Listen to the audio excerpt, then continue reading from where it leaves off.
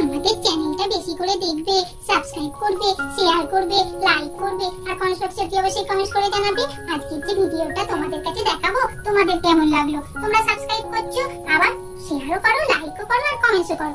আর আমাদের তাহলে তোমরা এগুলো করলে আমাদের মনটা আরো আনন্দে ভরে উঠবে। এবার তাহলে গল্পটা শুরু করছি।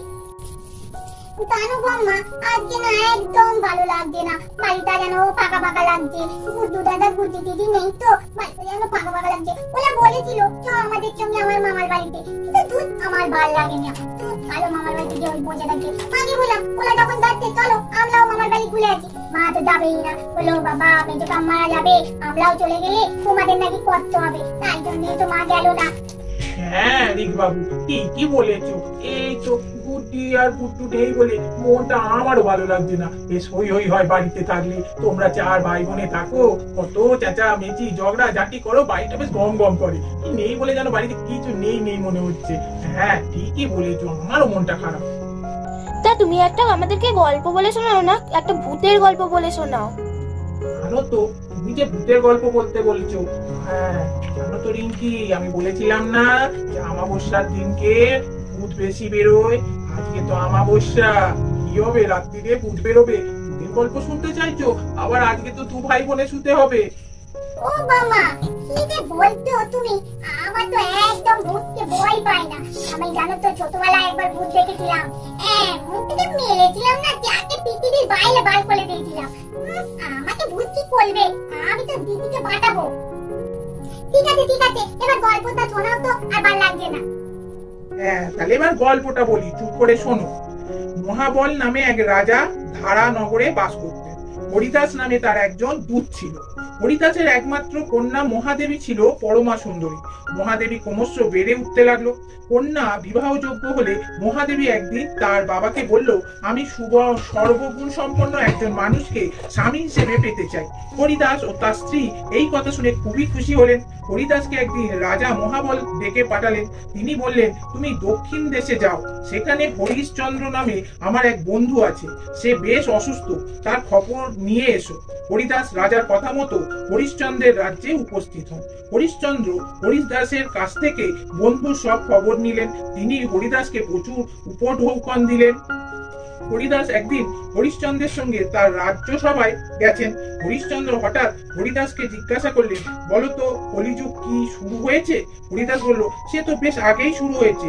যে যুগে অন্যায়, অবিচার, হিংসা, কপটতায় সমাজ ভরে গেছে, তাকে কলিযুগ ছাড়া আর কি বলা যায়। এই যুগে মানুষ মানুষের ভালো করে না। রাজারা শুধু নিজের ধন ভান্ডার ভর্তি করতেই ব্যস্ত, প্রজাদের প্রতি নজর নেই। ধর্মের জায়গা নিয়েছে অধর্ম, চারিদিকে শুধু খুন, জখম, নৃশংসতা। এ তো কলিযুগেরই লক্ষণ। রাজা তো হরিদাসের দিকে অবাক হয়ে তাকিয়ে রইলেন। ভাবলেন, এ তো অত্যন্ত জ্ঞানীর মতো কথা বলছে, সত্যি প্রশংসনীয়। এরপর রাজা রাজসভা ত্যাগ করলেন। হরিদাস সেখানে একটি ব্রাহ্মণ পুত্রকে দেখতে পেলেন। ব্রাহ্মণ পুত্র হরিদাসকে বললেন, আমার একটা প্রার্থনা আছে আপনার কাছে। হরিদাস বললেন, কি প্রার্থনা? ব্রাহ্মণ পুত্রটি বলল, আমি আপনার কন্যাকে বিবাহ করতে চাই। হরিদাস এই কথা শুনে অবাক হয়ে বলল, আমার মেয়ে সর্বগুণ সম্পন্ন ব্যক্তিকে বিবাহ করতে চায়, তোমার কি গুণ আছে শুনি? ব্রাহ্মণ পুত্র বলল, আমি এমন একটি রথ তৈরি করেছি যাতে চড়ে 1 বছরের পর অল্প সময়ে যাওয়া যায়। হরিদাস ব্রাহ্মণ পুত্রকে সেই রথটি আনতে বলল। পরদিন ব্রাহ্মণ পুত্রটি সেই রথটি আনতেই কিছু সময়ের মধ্যে হরিদাস ও ব্রাহ্মণ পুত্র ধারানগরে উপস্থিত হলো। হরিদাসের অনুপস্থিতিতে তার স্ত্রী ও ছেলে মহাদেবীর জন্য একটি করে সুপুত্র ঠিক করেছে। হরিদাস করলেন মহাবিপদে। 3 জন পাত্রই বিদ্যা, বুদ্ধি ও গুণে সমান। এর মধ্যে কার সঙ্গে হরিদাস কন্যার বিবাহ দেবে তা স্থির করতে পারলো না। কিছুক্ষণ চিন্তা করে হরিদাস 3 পাত্রকে তার বাড়িতে সেই রাতটা কাটাতে বললেন। পরদিন তিনি স্থির করবেন কার সঙ্গে কন্যার বিবাহ দান করবেন। সেদিন রাতে এক অদ্ভুত ঘটনা ঘটল। মহাদেবীকে চুরি করে নিয়ে গেল বিদ্যাচলবাসীর একটি রাক্ষস। সকালে উঠে মহাদেবীকে না দেখতে পেয়ে হরিদাস ও তার স্ত্রী মাথায় হাত দিয়ে বসে পড়ল। এই 3 পাত্রের মধ্যে একজন সমাধি বলে অতীত, বর্তমান ও ভবিষ্যৎ দেখতে পেত। সে তখনই তার বিদ্যা প্রয়োগ করে বলল, যে এক রাক্ষস হরিদাসের কন্যা মহাদেবীকে বিন্ধ্য পর্বতে নিয়ে গেছে। দ্বিতীয় পাত্র বলল সে এমন বিদ্যা জানে যার সাহায্যে শব্দকে লক্ষ্য করে তীর ছুঁড়ে রাক্ষসকে হত্যা করা যাবে। তৃতীয় পাত্র বলল আমার কাছে একটা রথ আছে, এই রথে চড়ে খুব অল্প সময়ের মধ্যেই বিন্ধ্য পর্বতে যাওয়া যাবে। দ্বিতীয় পাত্র তখন ওই রথে চড়ে রাক্ষসকে বধ করে মহাদেবীকে উদ্ধার করে নিয়ে এলো। তিনজনের মধ্যে প্রত্যেকেই মহাদেবীকে বিবাহ করতে চাইলো। এদের মধ্যে ঝগড়া শুরু হলো।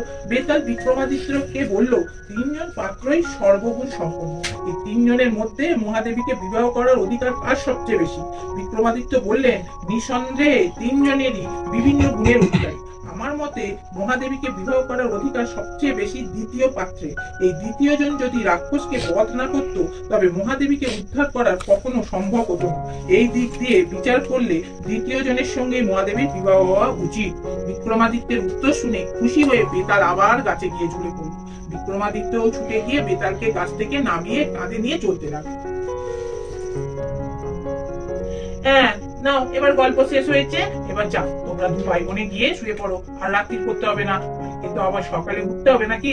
যাও এবার শুয়ে পড়ো, আমিও গিয়ে শুয়ে পড়ি। আমার তো হিচু হিচু পাচ্ছে, দিদিকে ডাকতে হবে। আবার আজকে বলে বলে ভাষণ দিয়েছি, বলেছি নাকি আমি ভূতকে মেরে পৃথিবীর বাইরে বার করে দিচ্ছি।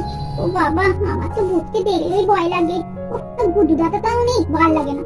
এই দিদি, দিদি শুনছিস? কি হয়েছে রে, ডাকছিস কেন? আরে আমার হিচু পেয়েছে, একটু দাঁড়াবি চল নালে। কেন, তুই তো বড়মাকে বললি যে তুই নাকি ভূতে ভয় পাস না, তুই নাকি ভূতকে এমন মেরেছিস পৃথিবীর বাইরে ফেলে দিয়েছিস, তাহলে এখন কেন এত ভয় পাচ্ছিস? যা টয়লেট করে আয়। তুই দাঁড়াবি না তো? দাঁড়াবি না, আমি বিছানাতে ইতি করে দেবো। বলছি তোর আমার দোলে ইতি পেয়ে গেছে, যাবি না? ঠিক আছে, তোকে দাঁড়াতে হবে না, আমি বিছানাতে ইতি করে দিচ্ছি। এই কি করছিস? আচ্ছা চল, আমি দাঁড়াচ্ছি। আমাদের ভিডিওটা এখানেই শেষ করছি।